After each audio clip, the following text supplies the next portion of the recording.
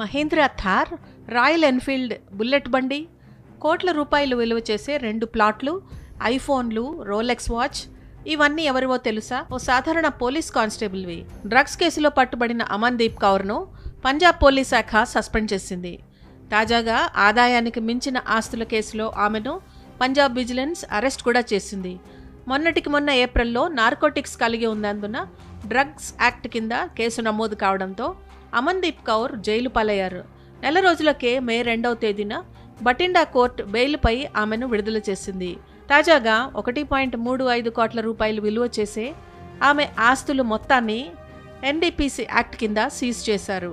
ఈ ఆస్తుల్లో 2 ప్లాట్లు, మహీంద్రా థార్ వాహనం, రోలెక్స్ వాచ్లు, 3 ఐఫోన్లు ఉన్నాయి.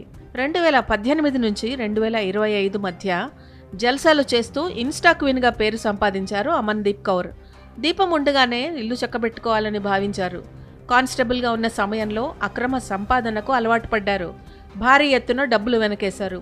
అత్యంత ఖరీదైన బ్యాగులు, వాచ్లు, బంగారు నగలను ప్రదర్శిస్తూ ఇన్స్టాగ్రామ్ వీడియోలు చేసేవారు. ఆమె శాలరీకి మించిన ఆదాయాన్ని ఇన్స్టాగ్రామ్ ద్వారా సంపాదించారు. అయితే ఆదాయానికి మించిన ఆస్తులు కూడబెట్టడంతో ఆమెను పంజాబ్ విజిలెన్స్ అరెస్ట్ కూడా చేసింది.